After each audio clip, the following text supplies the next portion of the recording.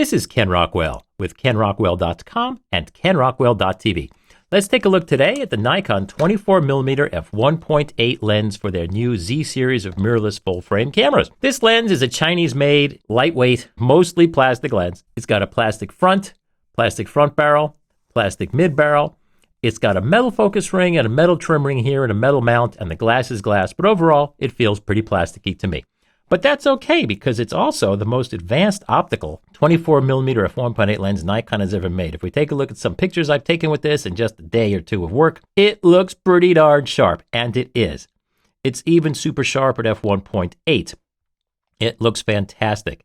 Here's a shot looking down from the top, and this is a time exposure, so these leaves are blowing around in the wind. It's pretty darn sharp. If you want to take pictures at night, you can see the stars in the sky. No worries about that. Here's a shot by moonlight. Not bad. So what is there to know about this lens? It's honestly, it's bigger, heavier, more expensive than any other Nikon 24mm f1.8, f2, or f2.8 lens. It also has a far more complex optical design, but it's not designed as a pocket lens like some of the other 24mm might be done. It's not a pancake lens. It's designed to compete with the Zeiss Otis system and beat it in terms of optical clarity. It also can autofocus, which the Zeiss Otis lens cannot. This is more of an optical statement lens. It's not so much a pancake lens. It's also great full-time, walk-around, wide-angle lens for their Z cameras. To be honest, this and a fixed 85, or your choice, could be all you need. It has an electronic diaphragm, and this focus ring can be programmed to do anything you would like it to do. This lens has fantastic optics. It's also super fast at f1.8, although to be honest, it's no sharper than the 24 to 70mm f4 or the 24 to 70mm f2.8 zoom lenses. I prefer the zooms because they do more for me. I'm not a huge fan of needing a fast, fixed focal length lens, but obviously some people are, and that's why we have interchangeable lenses. Autofocus speed is only moderate. It does not focus instantly from near to far like most ultra-wide angle lenses do on the DSLRs and the SLR cameras. It actually takes a moment for its motor to hum quietly from infinity to close distances. It's not instantaneous. Manual focus is very good. One of the superior things about the Nikon Z system of cameras is they always have manual focus override. Just turn this ring at any time and it instantly goes into manual. That's something that none of the other mirrorless cameras can do today.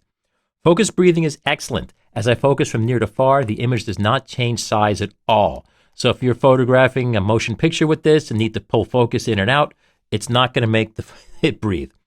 The bokeh is pretty good, but who cares? For an ultra-wide-angle lens, nothing ever gets that far out of focus, so the quality of the out-of-focus areas doesn't really matter.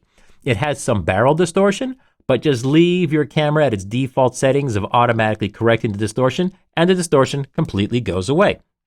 Ergonomically, no big deal. Half of this lens is a focus ring. It's got one switch here right where you can get it for auto or manual focus, so that's excellent. The exposure is uniform across the range of apertures. That's very good. There's no visible fall-off if you leave the fall-off correction at its default of on in your camera. If you're shooting test targets or blank walls, then you're wasting your time. And yes, you can see a little bit of fall-off just at f1.8 and f2. But if you're doing that, serves you right. Likewise, if you turn off the automatic vignette correction, you'll see a little more. But so what? That's what you expect. You don't need thin filters. This 72mm thread is much larger than you need. It's done mostly for appearance, not for optical needs.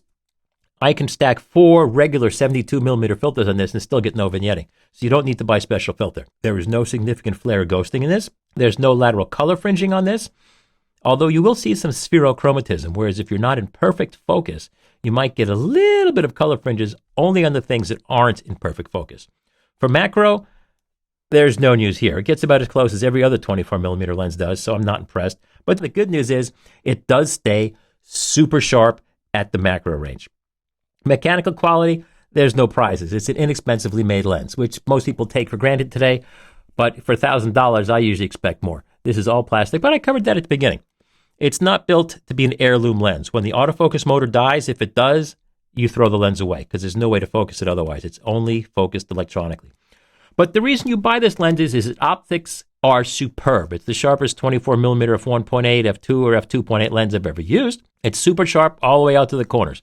If you look at it with a microscope in the far corners at f1.8, well, you must be a scientist because normal people don't do that. If you do, it might be a tiny bit softer, but so what? Don't do that. Nothing is usually in focus. Sun stars are pretty good, and that's another great thing about this lens.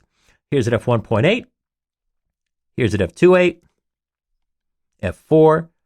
Still those sun stars. Here's at a 5.6, a little bit. F8, we're starting to get a nice, beautiful sun star. I like that. Most lenses don't do that today. This one certainly does. So by the time you get to F16, you get a stronger sun star.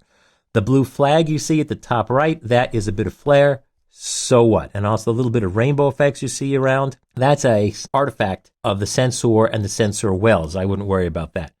So overall, if you think you want a fast, wide-angle lens for your Z camera, get this lens. You will never have any complaints optically about this lens. It is superb. You also could get less expensively. Just go out and buy the AFS G lens for much less money. Use it on the FTZ adapter, and it should work just as well.